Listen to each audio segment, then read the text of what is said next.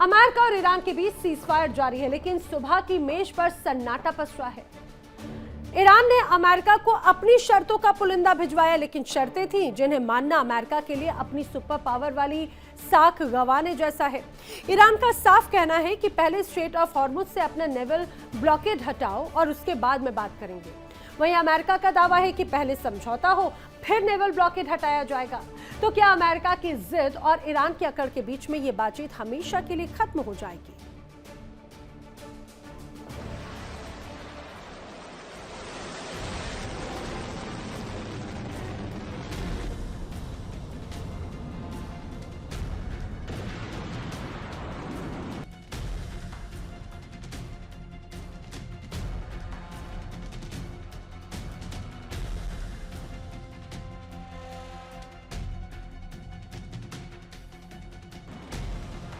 Ceasefire के बाद जो तस्वीरें सामने आई है वो डोनाल्ड ट्रंप प्रशासन के लिए एक बड़ा झटका है।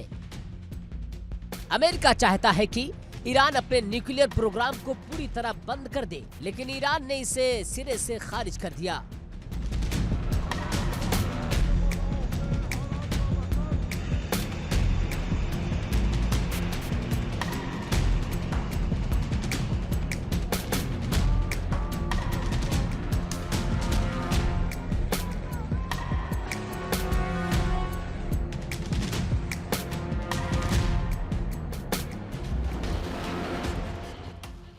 अब ईरान ने पासा पलट दिया। ईरान का कहना है कि दूसरे दौर की बातचीत तब तक संभव नहीं जब तक अमेरिका स्ट्रेट ऑफ हॉर्मुज से अपना नौसैनिक घेरा नहीं हटाता।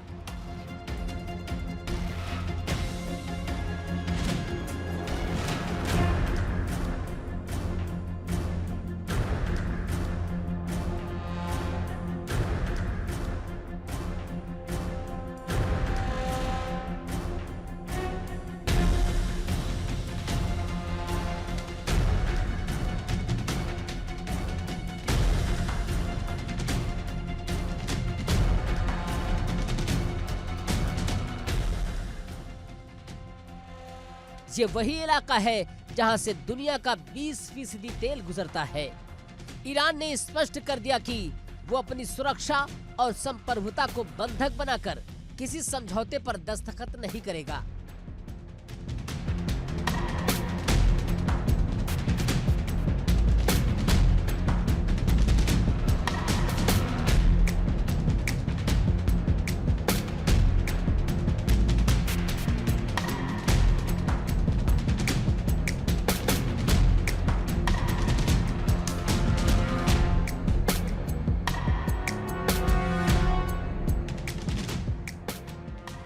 अमेरिका का न्यूक्लियर एजेंडा और ईरान की हॉर्मुज वाली शर्त, यही वो पेच है जहां पूरी बातचीत आकर अटक गई।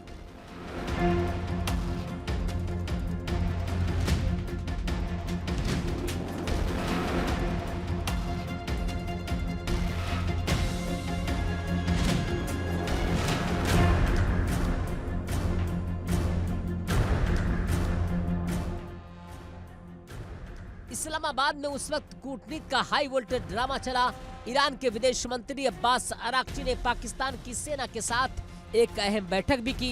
ईरान के प्रतिनिधिमंडल में उप विदेश मंत्री काजिम गरीबादी, प्रवक्ता इस्माइल बकाई और पाकिस्तान में ईरानी राजदूत रेजा अमीरी मोगदम भी मौजूद रहे।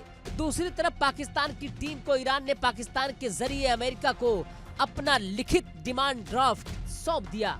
यानी ईरान अब अमेरिका से सीधे नहीं बल्कि पाकिस्तान के कंधे पर बंदूक रखकर अपनी शर्तें मनवा रहा है।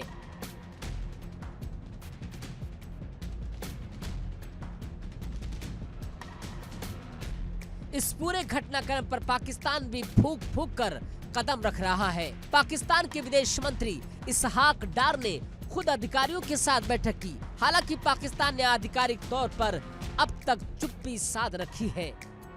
सवाल यह है कि क्या अमेरिका अपने सामरिक हितों से समझौता करेगा और क्या ईरान अपनी शर्तों से पीछे हटेगा? डोनाल्ड ट्रंप प्रशासन इस वक्त वेट एंड वॉच की स्थिति में है, लेकिन एक बात साफ है, ईरान ने साबित कर दिया है कि बातचीत तभी होगी जब सम्मानजनक शर्तें होंगी। तो क्या ये बातचीत इसी तरह ठंडे बस्ते में रहेगी या कोई बड़ा उलटफेर होने वाला है? दुनिया की नजरें अब इस्लामाबाद की इस रहस्यमयी बैठक के नतीजों पर टिकी हैं। फिलहाल ईरान अपनी शर्तों पर अड़ा है और अमेरिका लाचार दिख रहा है। Bureau report, India daily.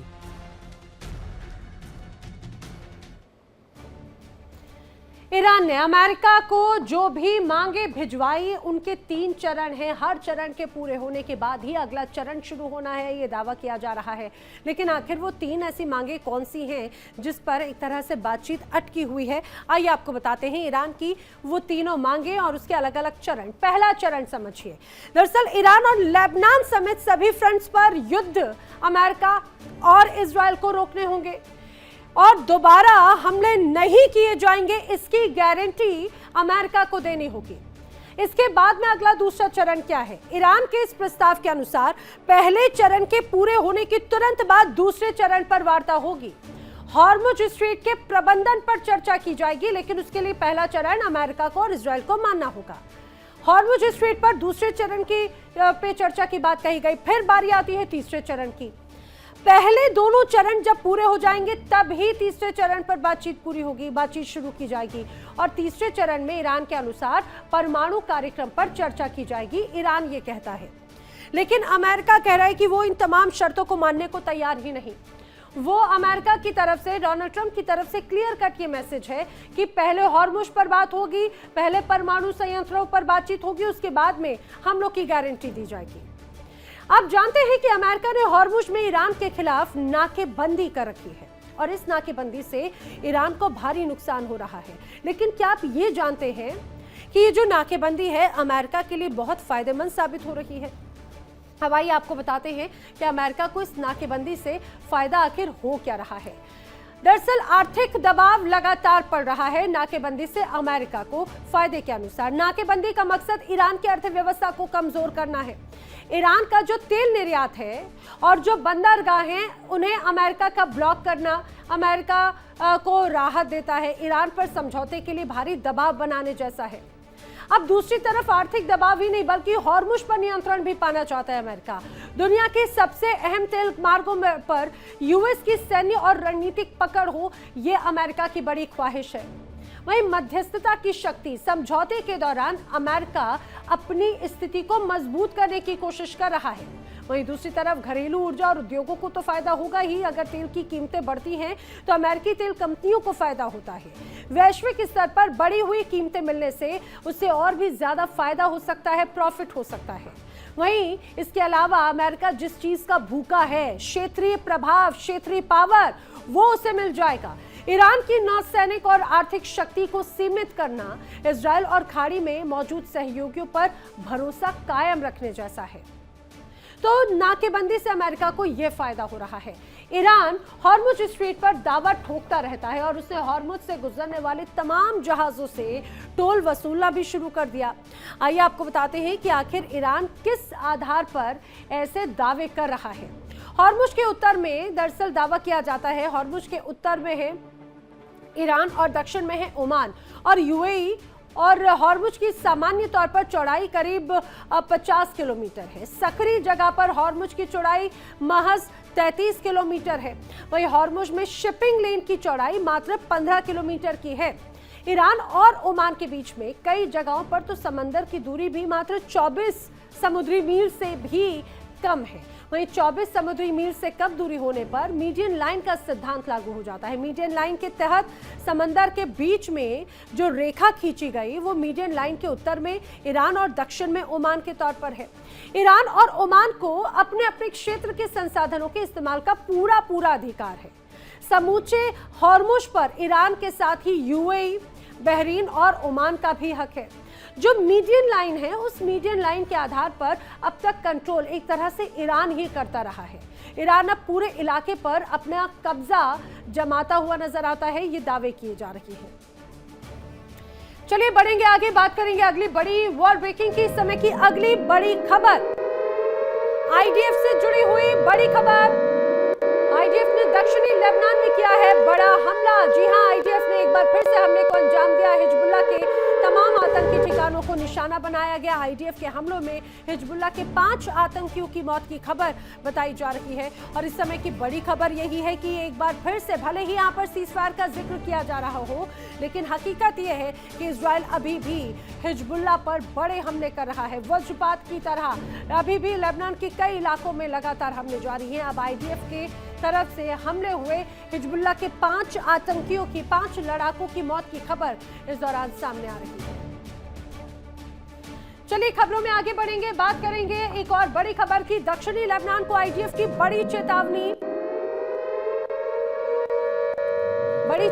15 गांव को तुरंत खाली करने की चेतावनी दी गई है। घरों को खाली कर 1 किलोमीटर दूर जाने के निर्देश दिए गए हैं। मारूफ समेत 15 गांवों को खाली करने का आदेश क्लियर कर दिया गया है। समझिए किस रूप में बड़ी चेतावनी है। घरों को खाली करना होगा, 1 किलोमीटर दूर जाने के निर्देश आम जनता को दिए गए हैं। मारूफ समेत 15 गांव को, ये सीधी चेतावनी है। तो क्या आईडीएफ कोई बड़ी कार्रवाई करने वाला है अपने इस दक्षिणी लेबनान के हिस्से में? दक्षिणी लेबनान का जो हिस्सा है वो इजराइल की बॉर्डर को कनेक्ट करता है और इसी को एक तरह से बफर जोन तैयार करना चाहता है इजराइल। और आईडीएफ लगातार यहां पर हमले कर यहां की जनता को पीछे की तरफ धकेलने की कोशिश में है और वही उसी तरह की चेतावनी को एक तरह से इसके माध्यम से देखा जा रहा है। जंग के मैदान से एक ऐसी खबर सामने आई जो किसी भी फौजी के रोंगटे खड़े कर दे। दक्षिणी लेबनान की पहाड़ियों में इजरायली सेना के साथ जो हुआ उसे युद्ध नहीं धोखा कहा जाएगा। एक टैंक फंसा, रेस्क्यू करने के लिए टीम पहुंची और तभी हिजबुल्लाह ने आसमान से मौत बरसा दी। रेस्क्यू ऑपरेशंस के दौरान ड्रोन अटैक हुए और ये कायरता है या फिर हिजबुल्लाह की नई टेरर टैक्टिक्स। इजरायली सेना का हेलीकॉप्टर ऊपर मंडरा रहा था और नीचे धमाकों से जमीन कांप रही थी। एक सैनिक शहीद, कई लोग घायल हुए और लेबनान की धरती पर आखिर चल क्या रहा है, बड़ा सवाल ये है।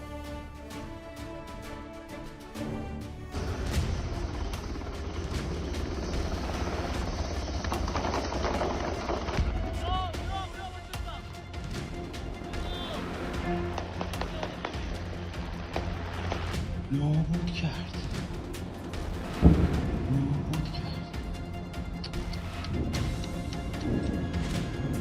این برای خود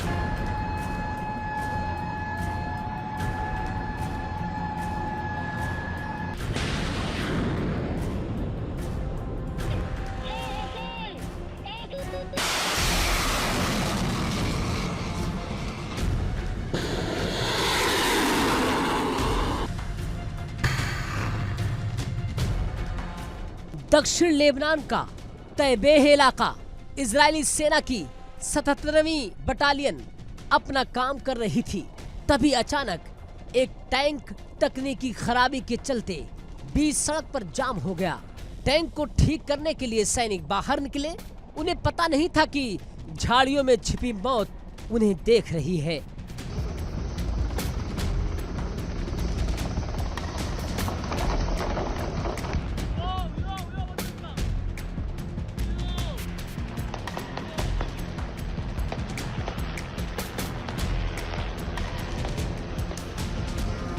हिजबुल्लाह ने इसी पल का इंतजार किया था।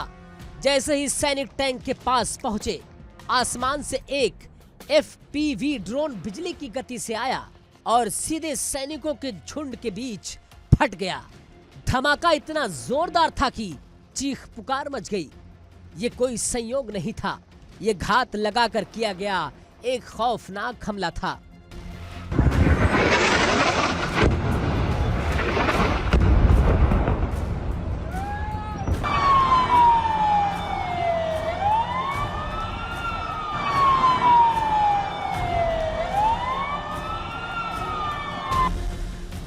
हमला हुआ तो इजरायली वायुसेना ने तत्काल अपने जाबाजों को निकालने के लिए हेलीकॉप्टर भेजा। रेस्क्यू ऑपरेशन शुरू हुआ। जख्मी सैनिकों को ले जाने की तैयारी चल रही थी, लेकिन हिजबुल्लाह की साजिश अभी खत्म नहीं हुई थी। रेस्क्यू के दौरान फिर एक ड्रोन दागा गया। इजरायली सैनिकों ने एक ड्रोन को तो हवा में ही उड़ा दिया।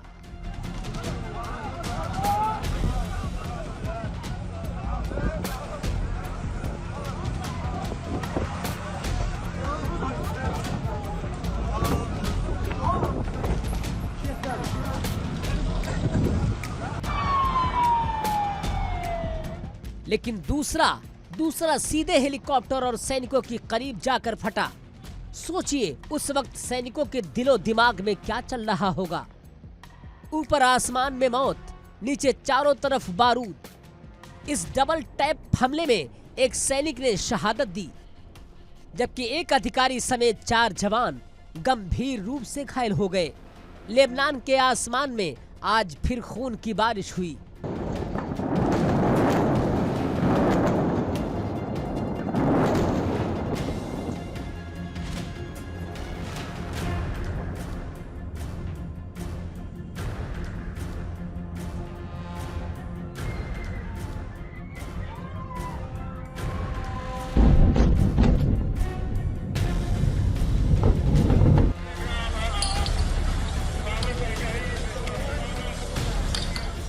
सवाल यह है कि हिजबुल्लाह के पास इतने सटीक मारक क्षमता आई कहां से?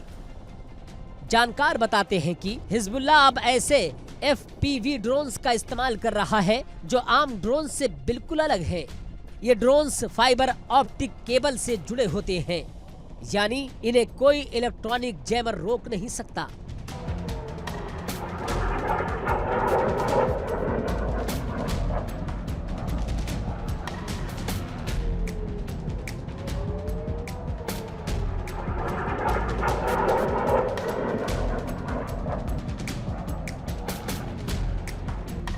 रडार इन्हें पकड़ नहीं पाता, जैमिंग इनका कुछ बिगाड़ नहीं सकती। ये सीधे ऑपरेटर के कंट्रोल में होते हैं, जो इन्हें एक सुई की नोक की तरह दुश्मन के दिल में उतार देता है।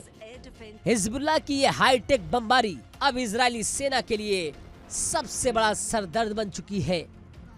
ये तकनीक न सिर्फ जानलेवा है, बल्कि जंग के नियमों को भी बदल रही है।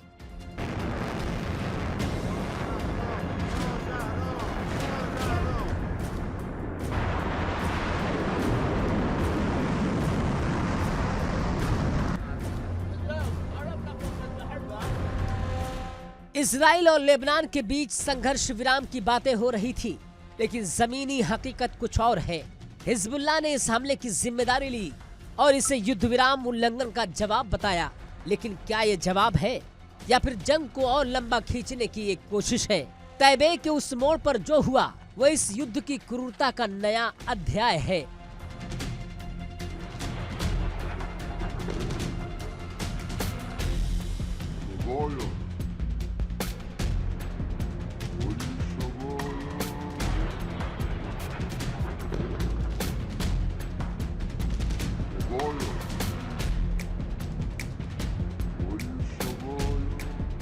रेस्क्यू करने आए हेलीकॉप्टर पर हमला ये बताता है कि अब कोई भी सुरक्षित नहीं, न फौजी, न डॉक्टर, न रेस्क्यू करने वाला। हिजबुल्लाह की ये टेक्नोलॉजी अब इजराइल के लिए एक ऐसी पहेली बन गई जिसे सुलझाना बहुत भारी पड़ रहा है। क्या इस हमले के बाद इजराइल अपने ऑपरेशन का दायरा और बढ़ाएगा? क्या हिजबुल्लाह को इसका मुंहतोड़ जवाब मिलेगा? इन सवालों के जवाब आने वाले कुछ घंटे तय करेंगे। Bureau report, India daily.